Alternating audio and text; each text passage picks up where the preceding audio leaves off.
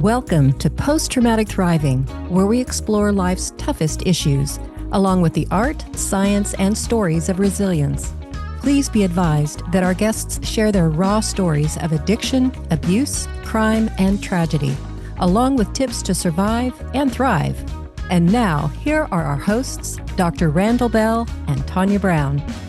Hello, hi, I'm Dr. RandallBell. Welcome back to Post-Traumatic Thriving. We're here with our incredible guest, Danny Ray. Danny, how are you? I'm doing fantastic. Thank you for having me. Yeah, thanks for being here. It's a big deal. Yeah, I've been really looking forward to this one for a long time. Danny is the author of this book, No, I Can't Make Your Wife Disappear.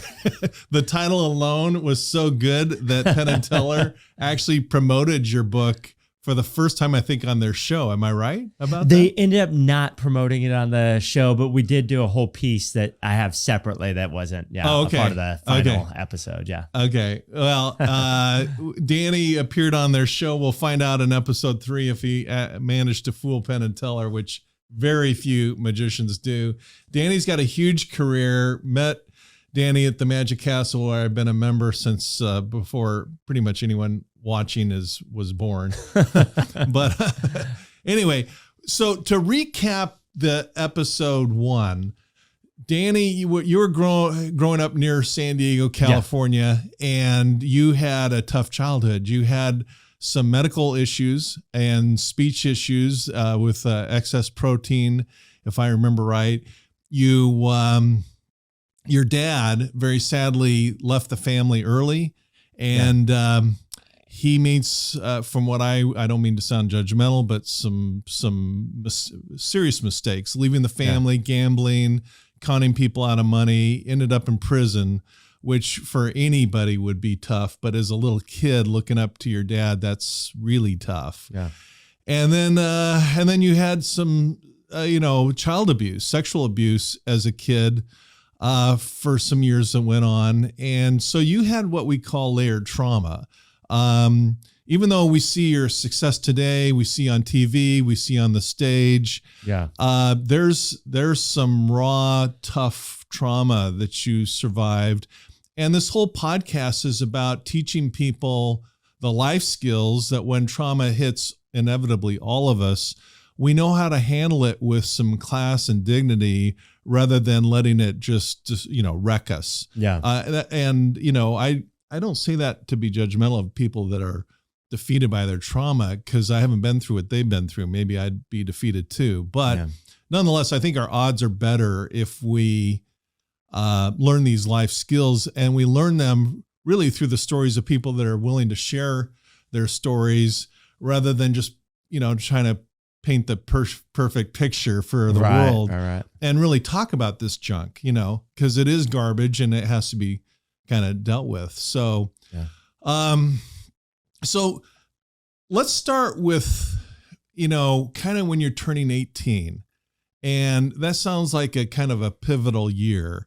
Why don't you, it's your story. Why don't you kind of tell us what's kind of going through your life at that point in time? Yeah. So 18 years old, I would head off to college, and I was the first one in my family to kind of, my brother and sister were still living at home. My brother was married at that point, but they were living in one of the rooms in my parents' house. And so I head off to the University of Redlands, and, it was a sad day, it was harder than I thought to, just leave home. And so, but you quickly kind of get adjusted. They have freshman week, and you're connecting with other students that are either in similar situations. And so that was the beginning of like that 18-year-old Danny trying to figure out who he's going to be. And there were a lot of parties and stuff going on that first couple weeks. And I remember talking to other people that, had, to my knowledge, been followers of Christ, been Christians that end up in the party scene. And I watched that going like, I don't want to go down that road. And I watched the effects of that for 4 years of people that, abandoned their faith for whatever other reasons they had, where I was just in my head, I'm like, okay, I need to avoid those things. And so that same week, I would also meet my wife to be, and we met. There was a class. This is hilarious to me because she still checks my English to this day. If I'm sending out an important email, I'm like, hey, babe, can you check this out? But we're in English class and the teacher walks in and says, hey, if you want to test out, I'm like, yeah, I'll test out. Like, I don't know what I was thinking. Like, not the worst decision I've ever made, but I should never have tested out. But I tested out. And in her head, she's like, oh, I would never pass. In my head, I'm like, I don't care whether I pass or not. Like, if you have the possibility, why not try it? So I tried it. I got out of that class. So I had another class with her, thankfully.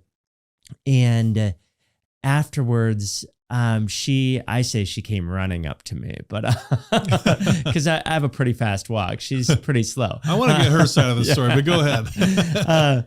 I'm pretty sure she was running up to me. And asked me some questions. She was looking for a church and wanted to know, like, she didn't know whether I was a freshman or not. And I'm like, I'm a freshman. I haven't found a church. She's like, well, do you want to find one together? And we talked for about 2 hours. And then I walked her back to her dorm and I said, what's your name again? Oh, gee.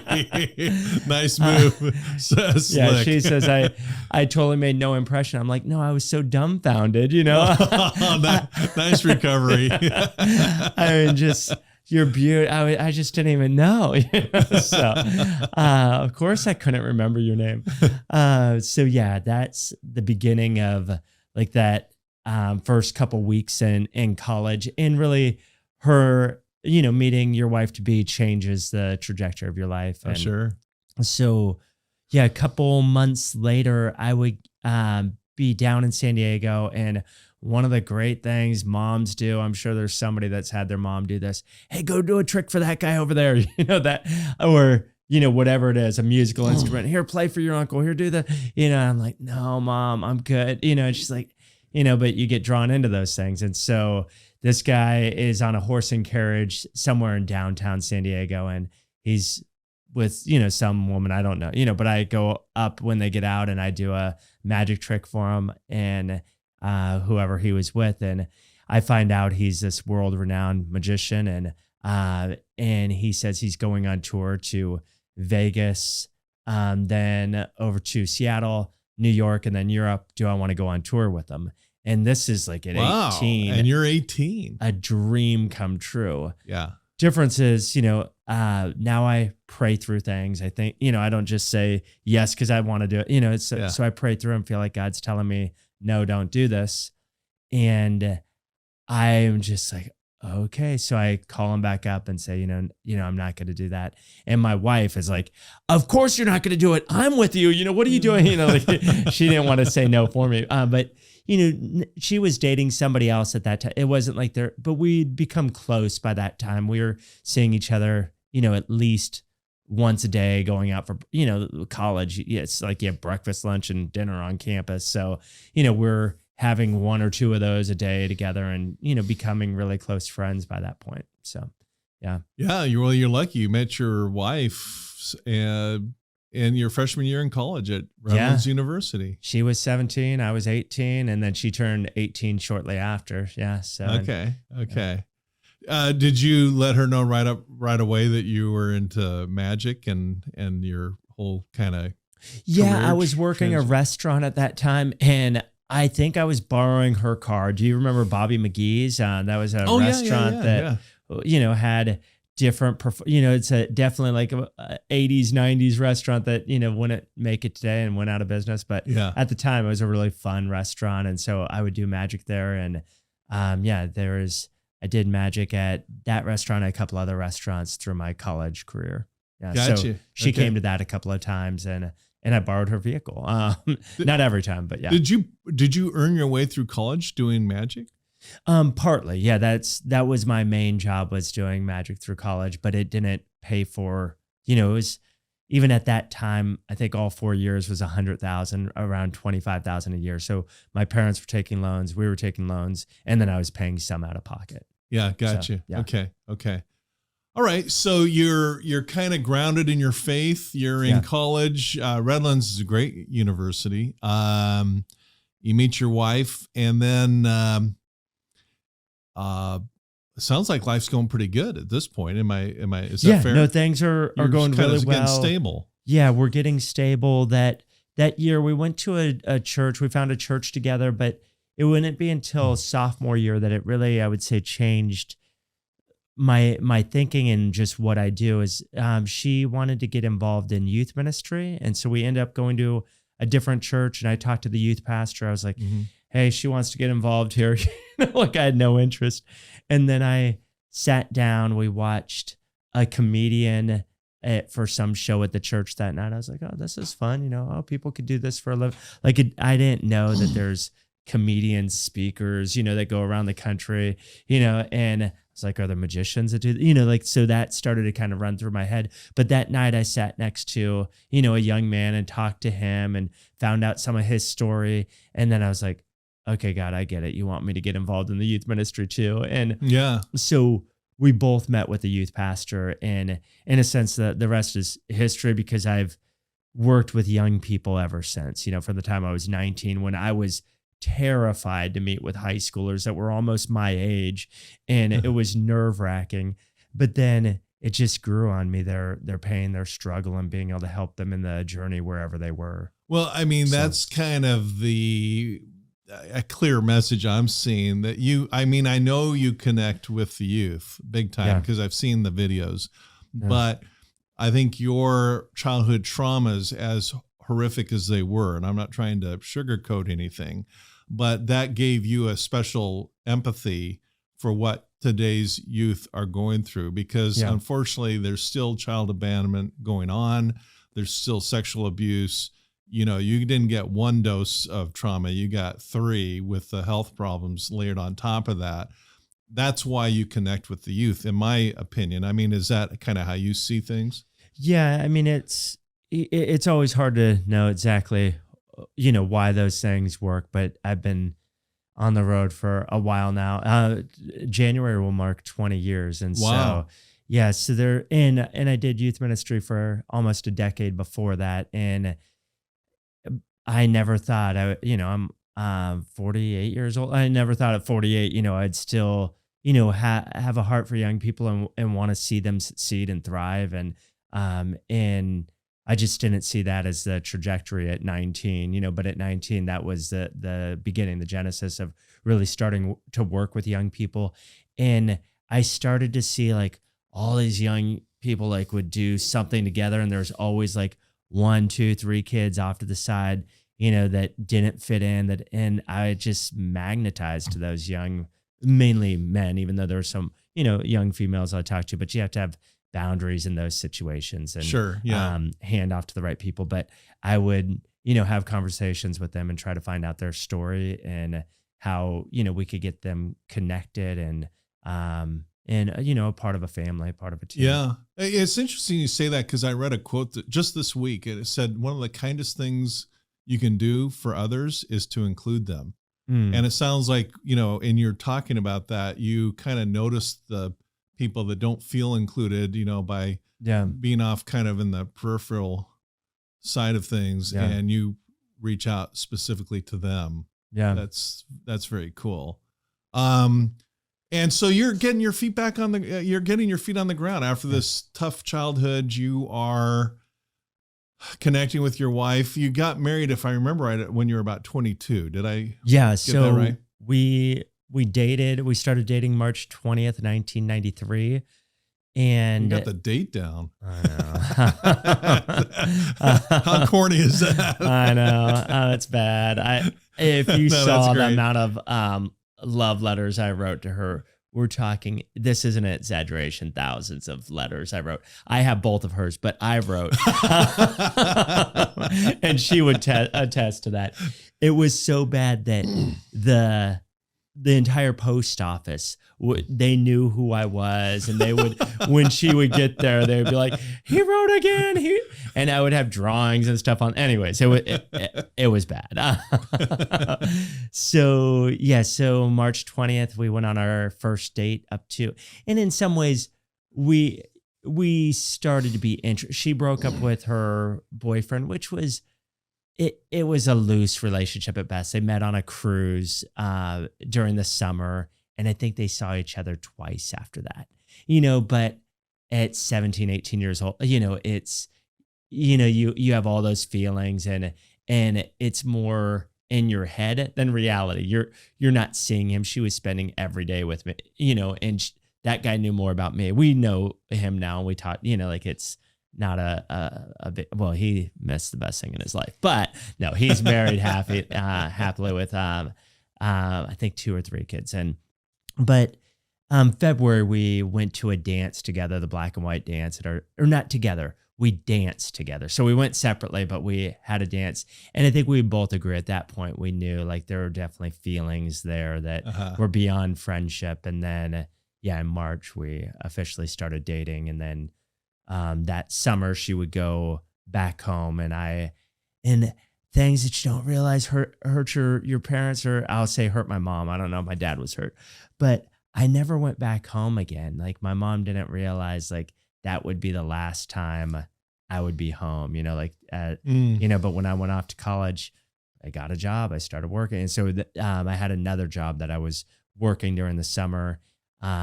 Incidentally, that's where I had my first cup of coffee too. How old were you?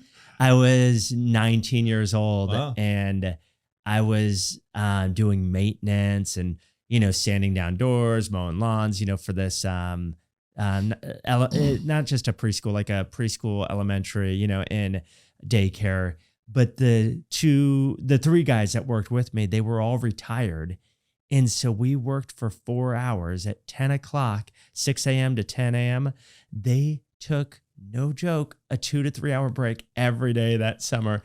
And the question wasn't, do you want coffee? Or it wasn't like, do you drink coffee? They just slammed a cup in front of me. Like, do you want cream and sugar in that? I was like, Lots of it. Yeah.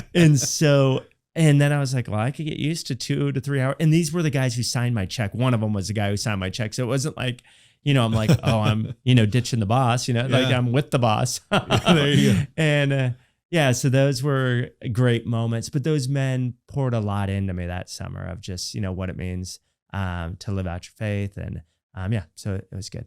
That's very cool. So you're meeting your wife, dating, you're in a good college. What, by the way, what'd you major in? Communicative disorders. So speech pathology. Oh, and that goes back to the struggles you had when you were a child. Yeah. I didn't know I was going to major in that. I was trying to figure it out. And somebody told me they just failed a class. It was the toughest class they ever had, but the best teacher they ever had. I was like, I'm going to try that class. And I aced it. And I thought, well, there's my major. And so, so that was how that journey started down that path. Did that course of child or college training, did that help with your connection with being a youth pastor later on? Yeah, all junior hires have communicative disorders. It's kind of true. There's some truth to that. I love working with junior hires. I think like any training you do in anything, the discipline it takes to train, there's parallels in that, but not necessarily one-to-one of how that degree would help me with what I ended up doing. Yeah. Cool. Okay. So we're up to, let's get to you got married at 22. Yeah. So I asked my wife to marry me December 30th. Oh, gee. 1993. You're so that one same of those year. guys. I can't even remember my own birthday. 4/21 to be exact. True. But when I asked her dad, he said no. I didn't know that was a possibility. He's like, wow, this will be a mistake. You won't last 6 months. And really? And then I asked her anyhow. So that started a rocky relationship that way. But does he know who he's dealing with here? Yeah. At that time, though, it was, you're still developing who you are. And so I was figuring it out at that time. Well, if you don't mind me asking, what were his objections? We were talking about Danny Ray. So we laugh about it now because I'm close with him now. But, at that time, she came from a wealthier family. They would not say they're wealthy. I'm like, well, somebody's got money around here. But from a wealthier family where, not that I grew up in the hood by any means, but it was, middle class. We joke about it now. I'm like, I was on the other side. We couldn't afford that, but so I think he genuinely thought somebody would come in and say, I have a great job. I have a great place for your daughter, all those type of things. And I had no job, I'm working my way through college, but when we got married, it wasn't like we were stepping into like, hey, we have a place to live and a job. I knew at that point I was, where we were going to go to school, that we had a place to live there for 3 months. But after that, it was like, figure it out. And so we were literally on an adventure figuring it out, and we were fine with that. But I think that was, really scary. And now having kids that age, I'm like, I understand, that could be pretty scary when, like my artistic side of like, everything's going to be great, we'll figure it out. He was, he's a financial guy and investor, and, he wasn't sure about this investment. Well, wait, at this point in your life, had you made a decision to make a career out of magic? No. So probably if you had let him know that would have really shut the deal down. Yeah. Talk about, the two, I don't know, there's probably shakier, whatever, professions, but entertainment and ministry, or he would let me know when I was a youth pastor. He's like, you're making below the poverty line. I'm like, thank you. I wasn't aware of that, but now I am, He's building your self-esteem big time. Yeah. And he's my biggest fan now and supports me and all, but it for a variety of reasons, I think it took us a little bit to get there. And there is that right or wrong, trying to prove yourself to your father-in-law and wanting his approval and all those things. Yeah. And probably, without me even being aware of it, the abandonment issues and not wanting his approval. I mean, 100%. Well, and it's his daughter. I have a daughter. I happen to also have a great son-in-law, but as a dad, you got this keen eye that, you better And my son-in-law comes from a good family. He's a solid guy, but that's every dad's fear of, is my daughter going to grow up and marry a magician?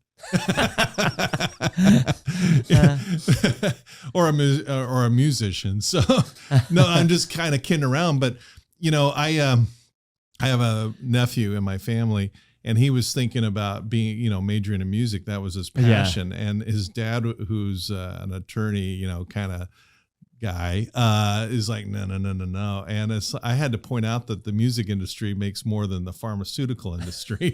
So, there's these kind of interesting discussions in that phase of life of what's a solid career. And, I think that a lot of magicians don't make it very well financially. They're just perpetually broke. You've done far, far better than a lot of what I'm sure your colleagues have done. But it sounds like you navigated through the whole thing pretty successfully. Yeah, it took I think like anything, it took a bit for us to find our feet that way. This was our graduating. We graduated one weekend, got married the next weekend, and moved to Colorado about 2 weeks after that. Wow. So, what? Wait. Yeah. Hold on. You got married in a week, and then we graduated one weekend. Okay. The next weekend we got married. Yeah. Because her parents said they were paying full ride for her college. If you get married, he needs to pay for those bills and you need to pay for those bills. Figure it out. We're not going to pay for your college. So we're like, well, I guess we'll wait a few years, So we waited as long as we could. The next weekend we got married. And then a couple weeks after that, so we moved to Colorado to go to Fuller Theological Seminary. So around January, February, I started to wrestle through, am I going to pursue a career in communicative disorders? And for that particular career, you have to get your master's to be a licensed and to not be under supervision. And so that was the next logical step.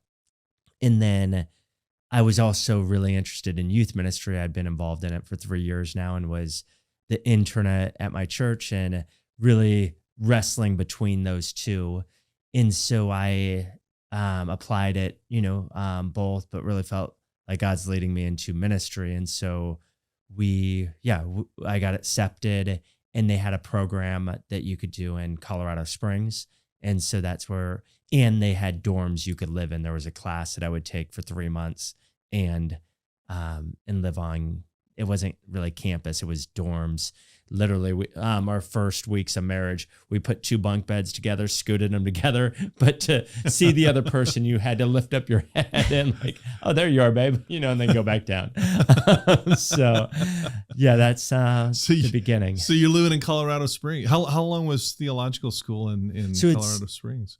So I ended up signing up when at 22 years old. I was like, a master's is a master's. Like, I don't care. Like, let me get through as quickly as I can. And so I had signed up for a master's of arts in theology and ended up getting that degree. But about 18 months into that, I'm like, I am going to know nothing when I get out. I'm going to do the Master of Divinity, which essentially is you're taking classes in Hebrew and in Greek. And then you're also doing your studies, exegetical studies in those languages. So taking a book in Hebrew and translating it, working your way through, and same thing with a book in Greek and working through that.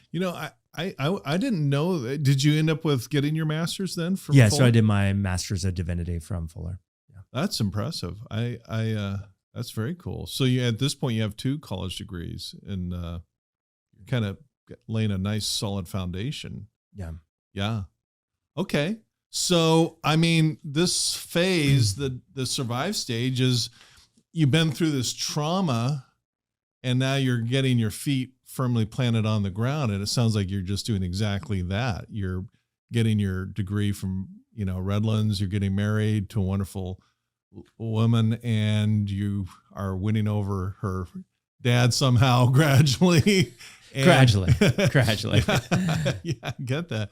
And then going off to Colorado, and then you're expanding on laying the foundation for your passion with youth ministries. Yeah. Then what?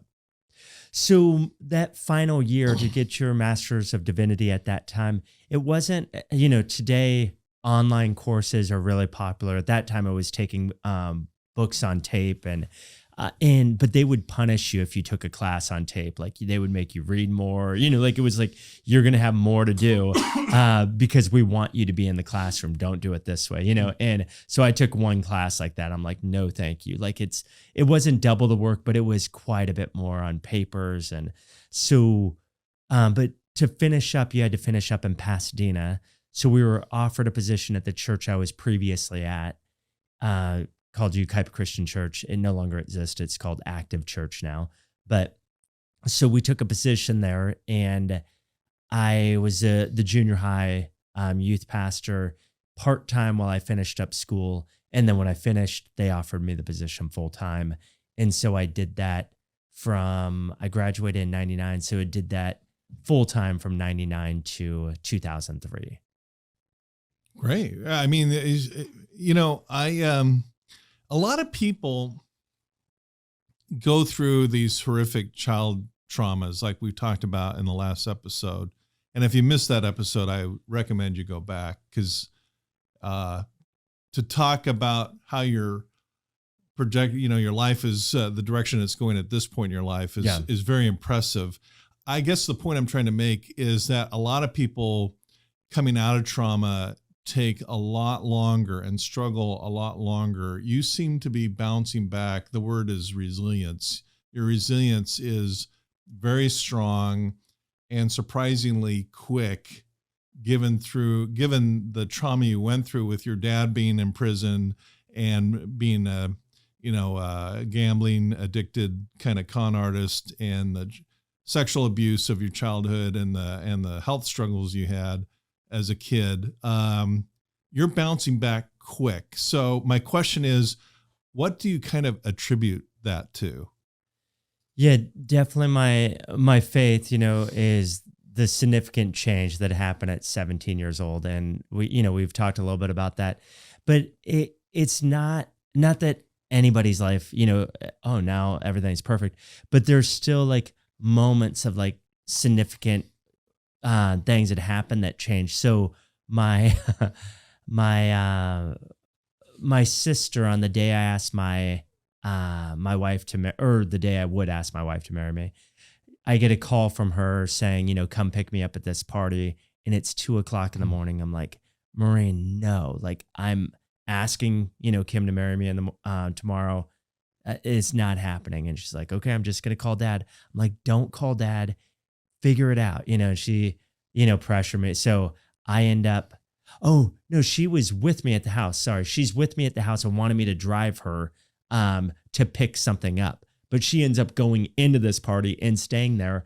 And I'm just sitting in this car and I just get furious. And because she's like, I'll just go grab it and I'll come right back out. Well, she's just at the party now, And so the way I would meet my brother-in-law, little did I know that I was meeting him at that point, is I finally get out of the car and I'm just furious, that she would essentially con me, to drive her, 30 minutes away to go to some party in the middle of the night, and then expect you to sit outside. Yeah. And sit outside and wait for her, like I'm just going to go grab my purse. And so I have no idea where it is. I get out, I just like listen for the music and, find the music. And then I'm banging on this door. My, brother-in-law, would open it up and he tells me like, yeah, you were in, pajama bottoms and no shirt, like, where's my sister? Bring Maureen out here, like yelling, he's like, here's this tiny guy, yelling at me, but she comes out. I'm like, we need to go now. And then we got in the car and I drove recklessly, just so frustrated with her. And I remember that next day after, I calmed down going, God, I never want to treat anybody like that again, or let myself get to that point. And I feel like that was one of those moments where I made a decision, like it's never worth getting that angry, driving recklessly over essentially somebody lying to you, and so that was like, a point where I realized like my anger is getting the best of me. God, I need you to heal that in me. Would you do that? And so I feel like that changed, was a huge change in me being aware of my anger and letting that get out of control. And I've never, like, from that day been that angry again. Like, it was a significant change. So I feel like there are moments like that over, a decade. Kind of milestones. Milestones of like overcoming and learning to recognize these things that came out of the trauma and how I used to deal with things and going like, okay, that's not a healthy way to deal with things. When my wife and I first, were first year of marriage, I drove past, they don't even exist really anymore, like adult, porn shops, adult shops, like I guess they do. It's all on the internet. It's all on the, but I would, drive past one every day on my way to work. And then, that first year of marriage, I walked into one and I hadn't looked at pornography stuff since I was like 17-ish, and thought that part of my life is done, and now it just brought everything back up and I had to make a decision. Am I going to tell my wife, or am I going to hide that from her, and made a decision to talk to her about it. And we ended up going to counseling and realizing like, this is a long struggle with pornography from before puberty. Like I was aware of stuff, looking at stuff off and on. And then, by the time I hit puberty, that was like a normal part of my life. And then at, 17, come to faith, I was like, nope, that's done. So then all the questions of like, why is that of interest? Her not feeling like she's good enough. And then having to go like, no, and the counselor helped us to navigate, like, not that it's not about you, but it's not like this is a struggle I've had for a long time, and together, let's work through this. But she tried to connect it to like our sex life. Are you not?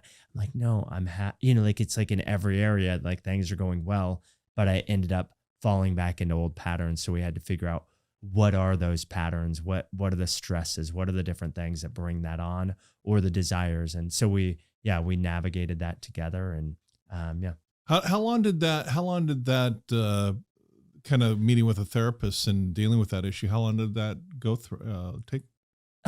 So I think those are two different things. I think it was probably maybe 6 months of counseling. And at the time it was like on a sliding scale, but here's the magic side of my brain. At that time, magic books, almost all of them were $40. Mm-hmm. And I think we were paying like $50 or $60 for counseling. I'm like, every time we go, this is a magic book. Like, I'm going to figure this out. Like, it's a weird like type of thing in my head, but that's exactly what was going on.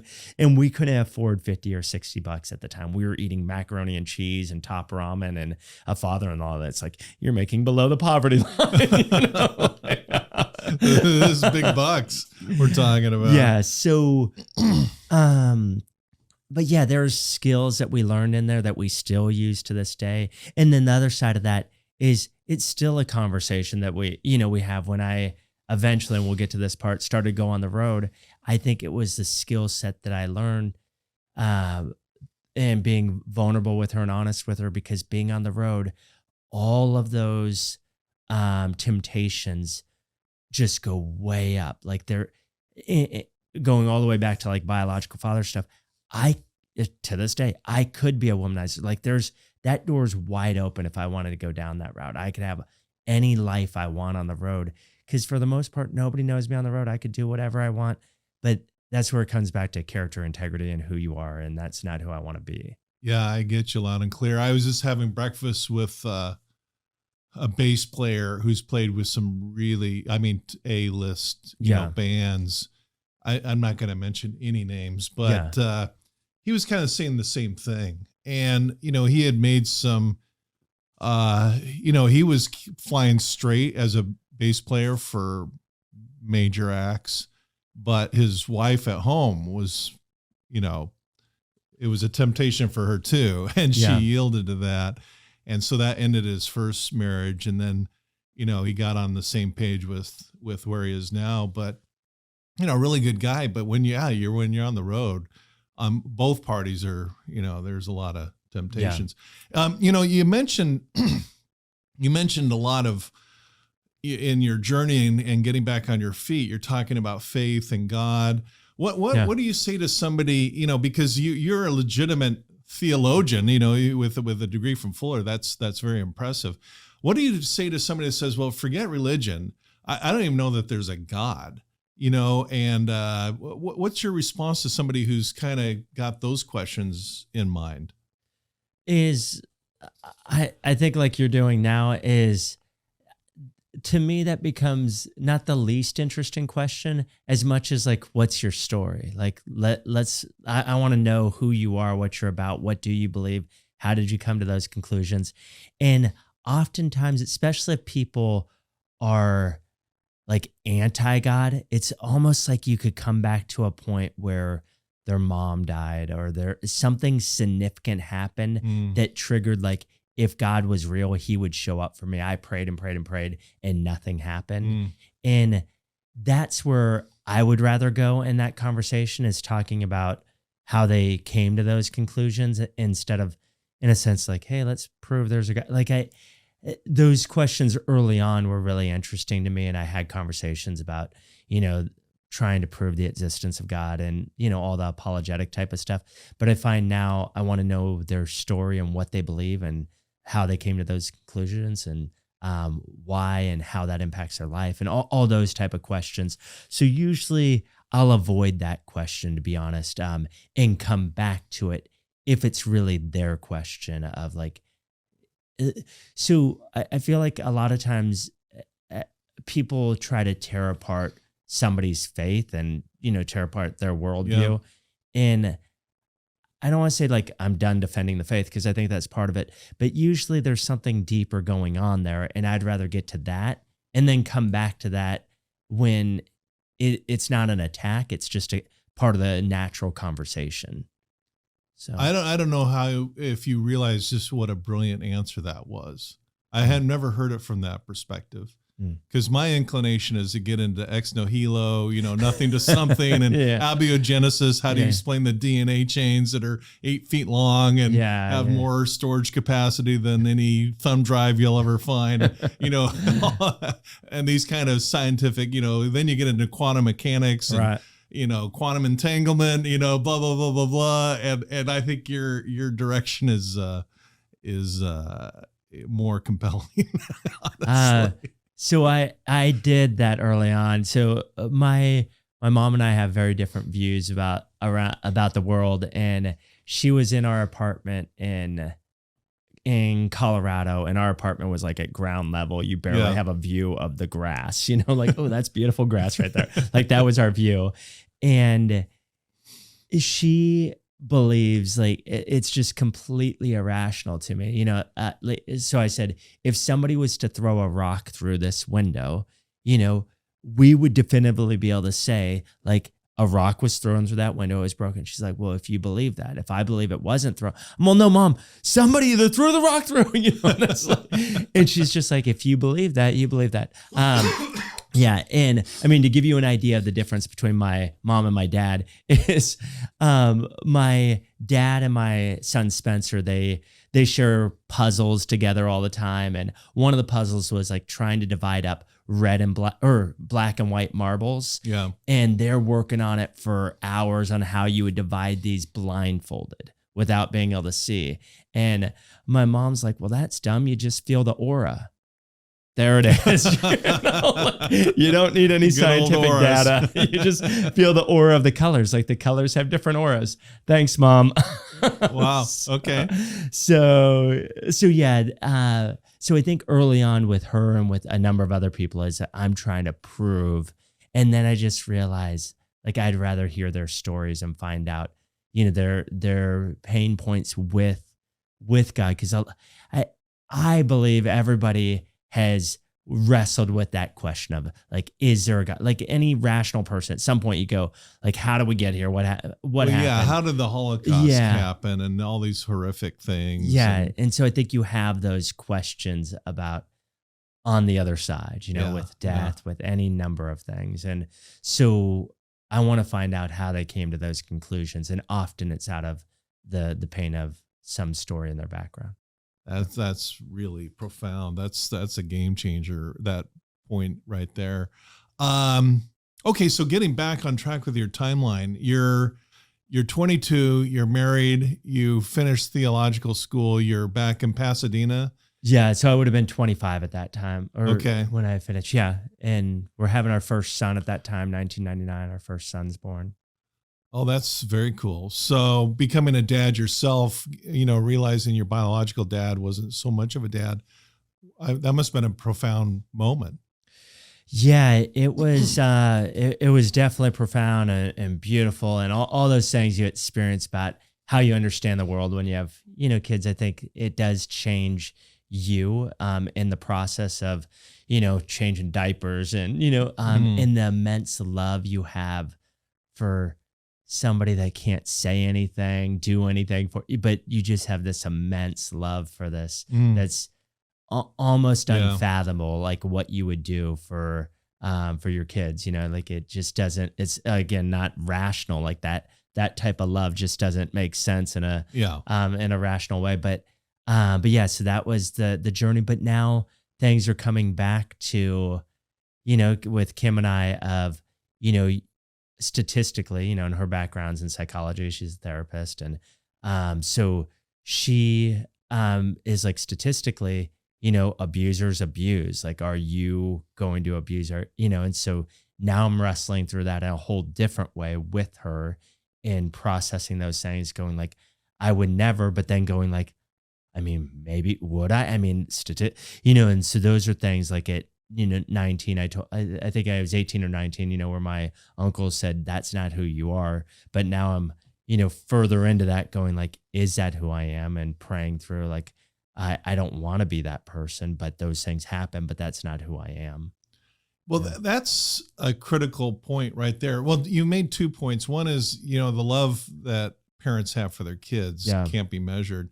I remember when I woke up to that reality, my first son, he was just an infant, and we were headed off somewhere, and he, needed a bath, but we didn't have time. So my wife just said, "We'll just hose him off in the shower," So I turned on the shower quickly and I jumped in with him, and accidentally the water was scalding hot. And in an instant, without any thought, just a total instinct, I turned my back to take the hit on the scalding hot water to protect him. Yeah. And then I, of course, got out of the shower and adjusted the temperature. But my point is that parental instinct is so strong that you would easily take the hot water or any pain being inflicted rather than it affecting your kid. Right. And it really woke me up to that profound instinct that, normal parents have. Not all parents do. Right. But, your second point about abusers abuse, I think, number one, you stop the cycle, which is, what needs to be done. That's what we talk about in this podcast so often, that, this has been going on multi-generation. Your parent was abused and their parent was abused, and it stopped with you. That's something to be immensely proud of, really. And then just, recognizing your character, that's not me. But, I guess a lot of people who continue the cycle just make excuses and say, well, that's what happened to me. So, that's kind of a lazy, thought process. But I think it's admirable when anybody just says, no more of this nonsense. Yeah. And I wish it was like, I didn't become an abuser, all that kind of stuff, but it wasn't as easy in my mind as like, well, I'm just stopping the cycle. It was definitely like, maybe I will do that. I didn't know definitively, like I would never, and I tried to tell her, like, I can't imagine ever, like that. That's just crazy to me to think, like, but do we need to go to counseling again and talk about, I don't know, for any relationship, just trying to be vulnerable and honest with each is like, babe, I don't have any desires like that, I've told you about like my sexual struggles here. Like I'm open about that. I've told you about my past sexual history, and, she would wonder like, oh, are you thinking of her? No, that's not even in the equation, all those type of things. So I think being vulnerable in those other areas, there was a confidence in this area when I said, that's not happening, and if I even remotely thought, I would let you know and we'd figure it out, get counseling, but I'm not doing that, and so that was probably a year or two of like regular conversations, of talking, like regular being once every other month or, but it wasn't just like one and done, like, oh, I won't do that. Yeah. Let's not talk about that again. Your book, No, I Can't Make Your Wife Disappear. It's really kind of a marriage counseling book in a way. It's how to keep your wife around, basically. And I guess the theme, what I'm hearing from you, Danny, is honesty. Just saying, hey, I did struggle with this. I'm not going to lie and cover it up, but no, I'm not struggling with that. So there's a trust being developed in terms of, what is the true state of affairs. Right. Yeah. Okay. So you're in Pasadena. Where do you want to go next with your timeline? Yeah. So at that time we have Brian, and I am still doing youth ministry and really in investing in students. I started an event that I think all these things come into play now, where we didn't have that many students in the youth ministry, but across the country, like statistically 25 is like the average number, somewhere in there. But we had maybe 17, 18 kids at that time. And I did an event just to kind of figure out how they're doing. Tell us how you like the games, tell us how you like this. But instead of just asking the questions, I had all the leaders like dress up in coat and tie, and we put white cloths over our arm, and we served them like they're kings and queens, and, asked them these questions, and everybody had a different presentation.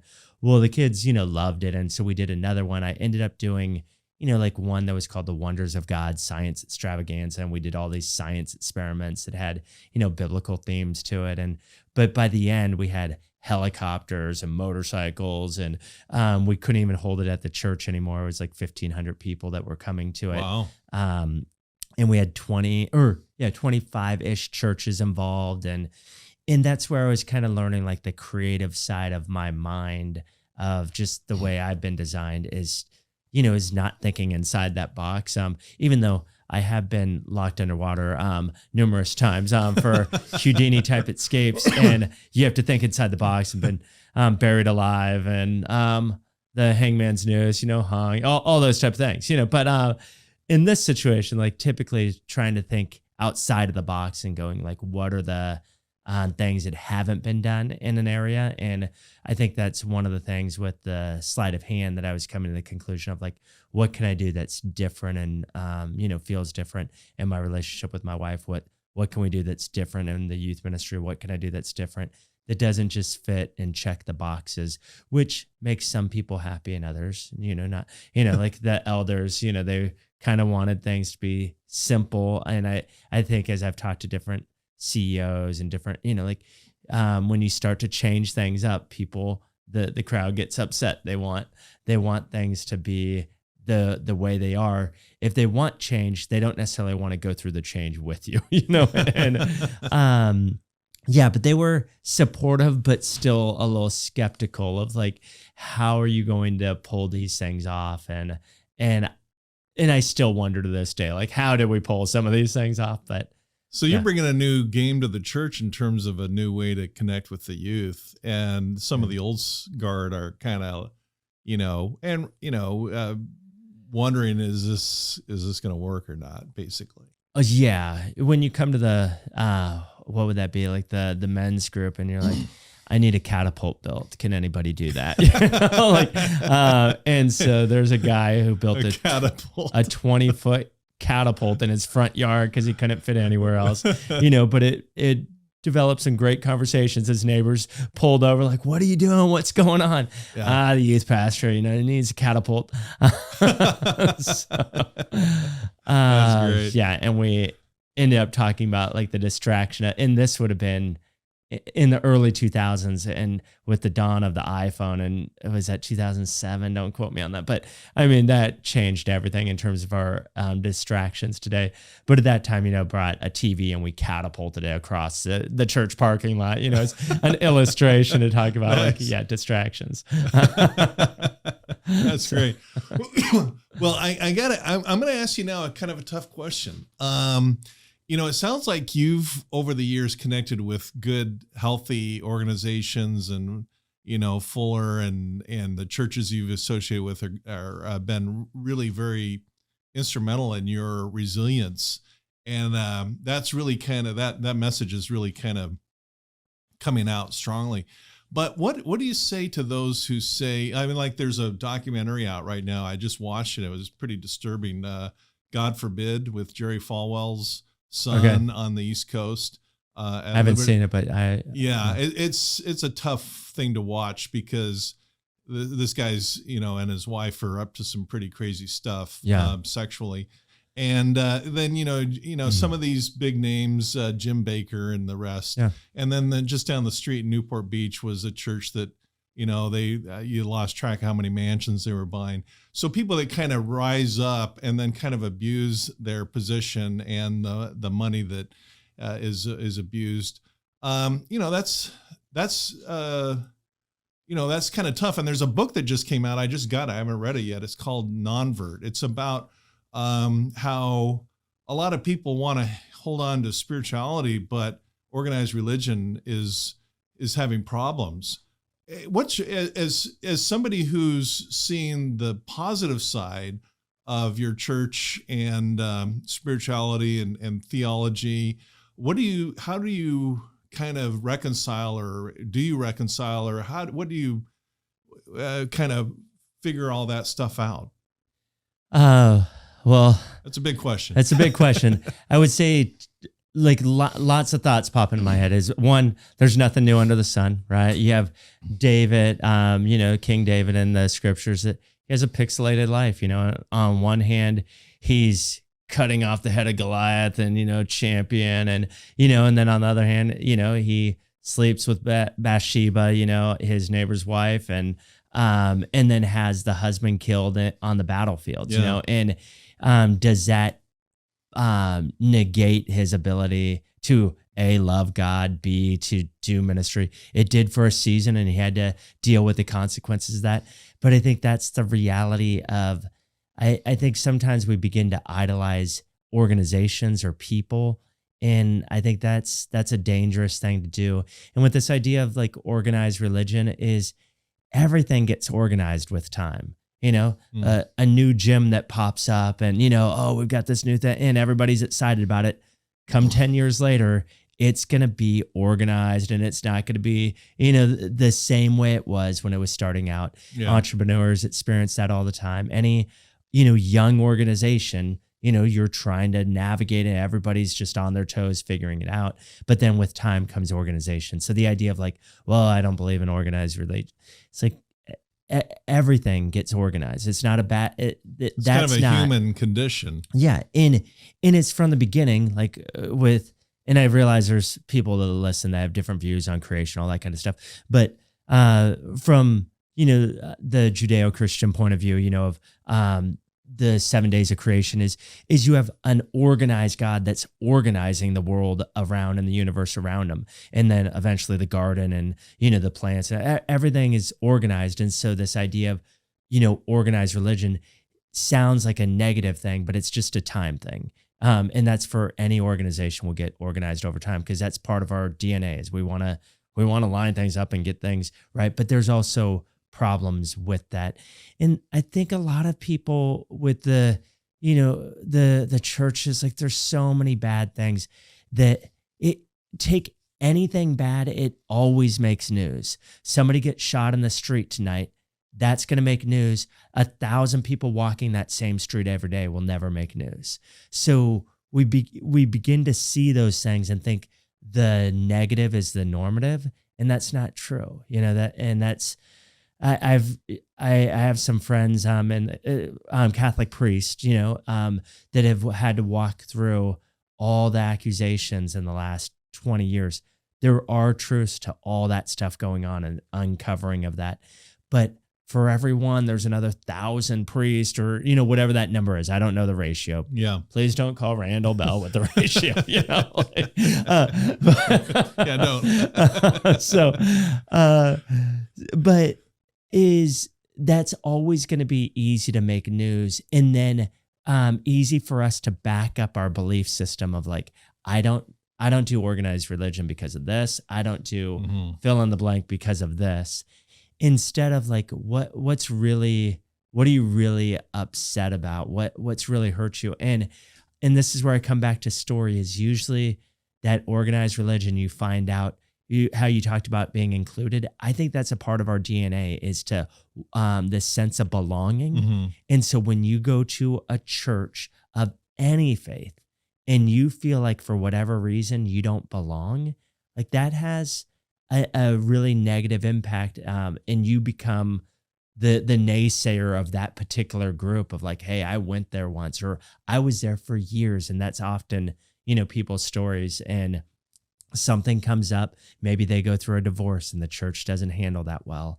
And so now they have a negative view of the church of here I'm going through the most difficult thing in my life. And you didn't show unconditional love. You didn't show grace. You didn't show forgiveness. Yeah. You shunned me and, put me down and made me feel ashamed of what I'm going through. And so those things have a long-term impact. And this is what I would tell my kids. They didn't, as they were navigating their own faith and all that kind of stuff is it's not about going to any church. It's about a community. And if you can find 3, 4, 5, 10 people that are a part of your community that are, praying together, getting into God's word together, like that's a great thing. And you'll thrive in that situation. Mm-hmm. But saying you have to go to this church. And I think sometimes from like a parental standpoint, it's like, I'm going to force my kids to go to church. I've been involved in youth ministry for way too long, for 30 some years. And it just fails every time.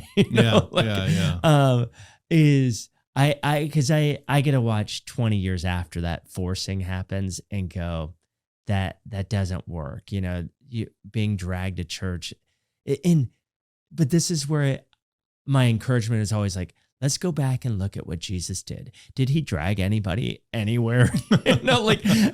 And it's the exact opposite when you go and you see the kindness that he had, the grace that he had, the forgiveness that he had. And when you look at who he got upset with, it's the people that are the religious leaders that are putting laws on top of laws on top of laws so they don't break the God's commandment. It's like you've put these burdens on people that nobody needs, and Jesus takes all the laws and says, let's just keep it simple. Love God, love others, and I could give you the full quote of that, but that's essentially what he boils down everything to is like, how are we doing it at loving God and how are you doing it loving others? And oftentimes, they're reflective of each other. If you don't love other people well, you'll probably have a hard time loving God well. And if you love God well, you'll probably love other people well. You brought up so many great points there. Mrs. Leo Fender, I think you know this. We were very close before she passed away. And she lived, Leo Fender lived about 2 streets away from where I grew up in Fullerton, California, the home of Fender guitars. And, she attended a church for years. In fact, her family founded the church under their apricot tree in their backyard. Oh, wow. She attended for decades. And then, a new pastor came along and it kind of, and sadly went off the tracks. And so she had started attending a new community. So I guess the point is that you've got to never assume that while it's good today, it's going to be good in perpetuity, and always have your radar on for anything amiss. And if it becomes unhealthy, get out and find, and it's not just churches, it's jobs or communities or neighborhoods or businesses can be healthy or they can be mediocre or they can be toxic. And always just as a normal, healthy human being, keep your eyes open because, there's no guarantees.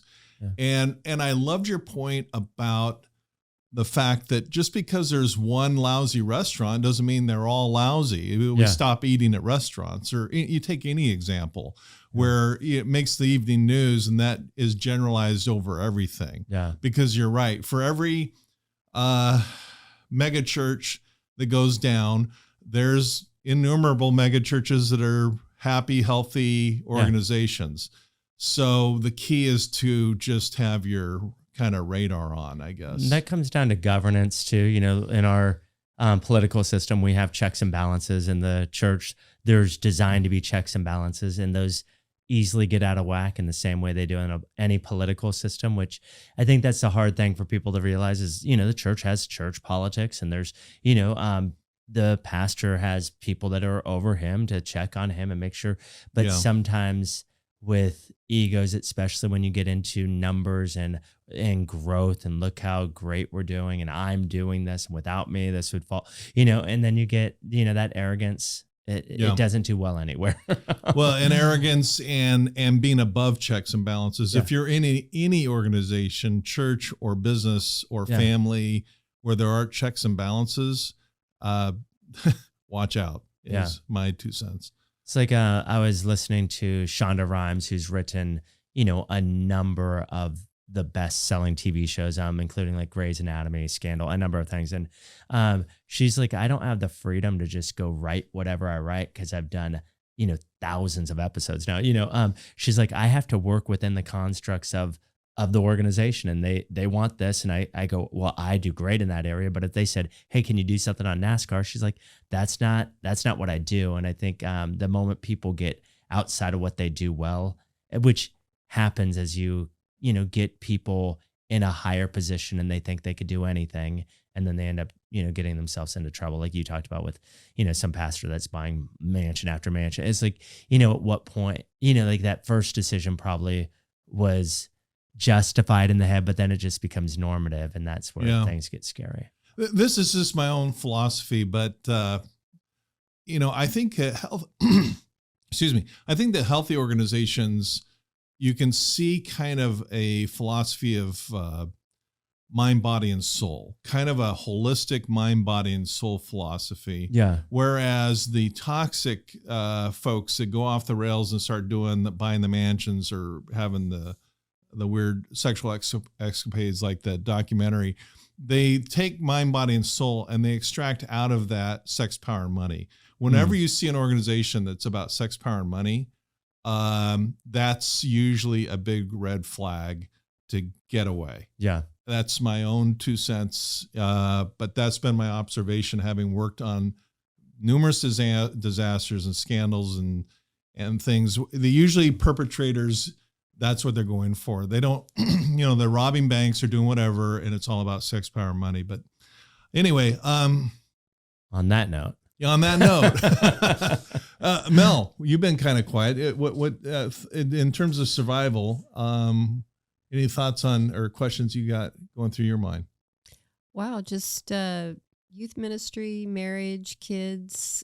Did you ever have time just for yourself and your magic, or how'd you find that balance during that time? I would say there's an imbalance and possibly a sacrifice. I don't know how, I would look at that, but I made a conscious decision to go, I need to invest more in my family than I do in the magic side of it.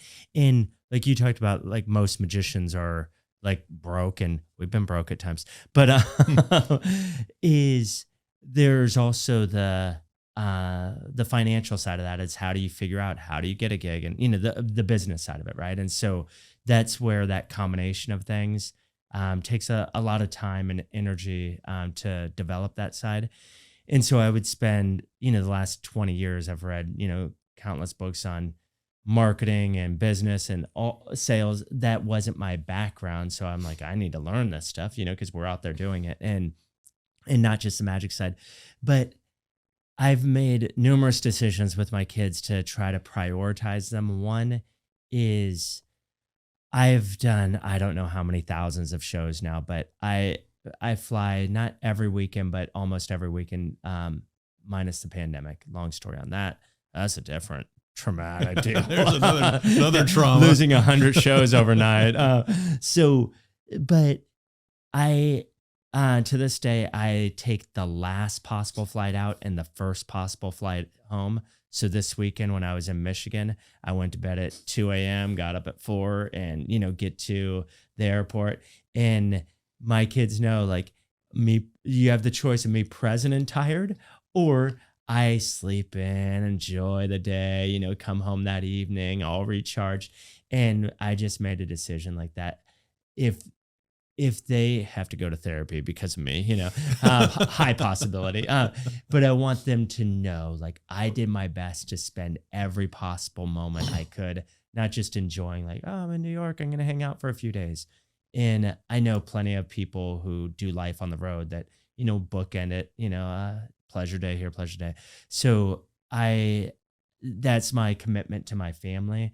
And then on the magic side of it, it's kind of a weird thing to say. I think with anything, I know you could be better at it if you spend more time. And I spend a lot of time working on it, but there's also a commitment I have when they're home from school. I'm done for the day. They're older now. We have one that's a senior in high school, but when she's home, I'm home. I'm to the best of my ability, not answering phone calls and emails and practicing and doing all those things that need to get done while they're at school. So I don't know if that helps. No, it does. Just finding the balance, and it's always a juggling act. Yeah, it's definitely a juggling. Setting your priorities. Yeah, and Kim and I talk about it all the time. What do you need this week? Where are the kids at? How can I help out? Because early on, it was definitely, she felt like she was on her own parenting. We started not to fast forward, in 2003, started this ministry business. And so in 2003, we have a 2 and a 4-year-old, and I'm off, on the road, and we didn't know how to transition me back into the family, you know, where she's pulling out her hair and I'm like, hey, guess what I did this weekend? You know, I got a standing ovation. We don't care. Nobody's standing around here for you. Feed that kid. Take the trash out. Yeah, I'm out of here. You know, so yeah, navigating those things early on took some time, and thankfully, we were on the same page, but we had to figure out how do we continue to navigate a new area of, where I'm not coming home every night the way I was in youth ministry for the most part. Obviously, you have trips you do that are overnighters, but it's different than kind of a weekly thing. That's great. I think we've covered a lot of great territory with your survival stage, but I wanted to ask you really two questions. Is there anything else in the survival kind of stage you want to share? And also, second part of my question is, I understand there was a second conversation on that couch that kind of was important. Can you share that as well? Yeah, let me answer those in two different ways. So the story in the first episode where I talk about meeting that magician at 18 years old and, offers to take me around the world. And I'm really excited about that. And so I'm just like, this is dream come true. End up telling him no. Well, fast forward a decade.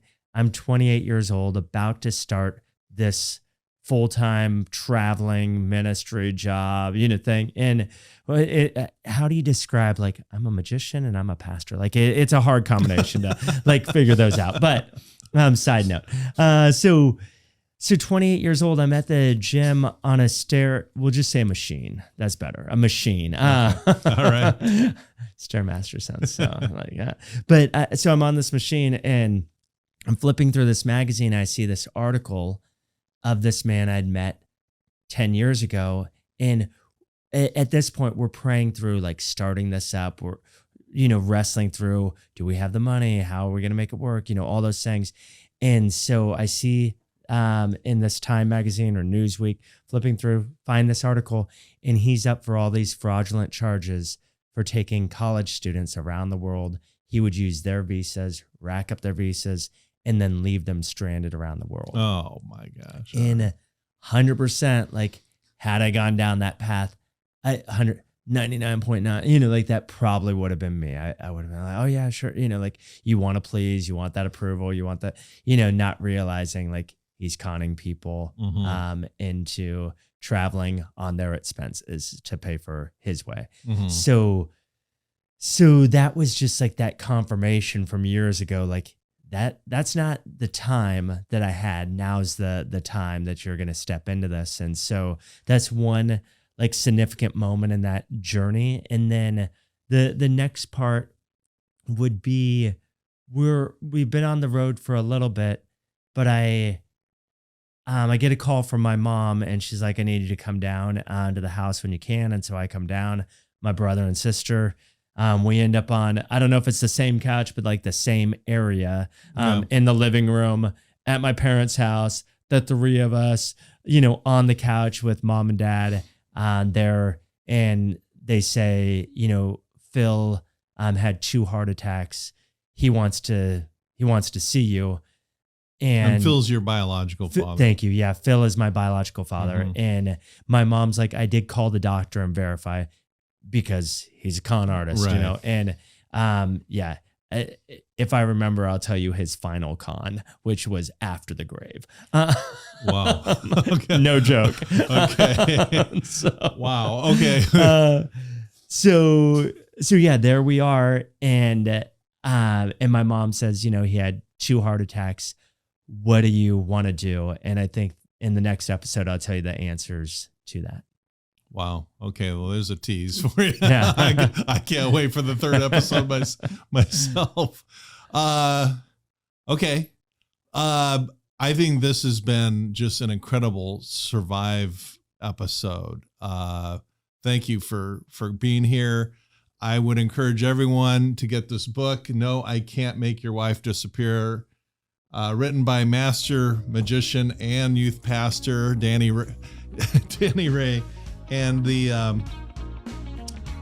and we're going to find out in episode 3 if Danny fooled Penn and Teller. So stick around on Post-Traumatic Thriving, where we learn the skills of dive, survive, or thrive. The choice is yours. All right. Thanks for supporting our podcast. Be sure to like, share, and subscribe, and follow us on your favorite social media. For books, merchandise, or to donate, visit CoreIQ.com. Post-Traumatic Thriving is produced by CoreIQ, a nonprofit with a mission to teach the life skills we all need but are not taught in school. CoreIQ and the Post-Traumatic Thriving podcast are for informational purposes only and do not provide medical or mental health advice. Always consult with your licensed medical and mental health care providers.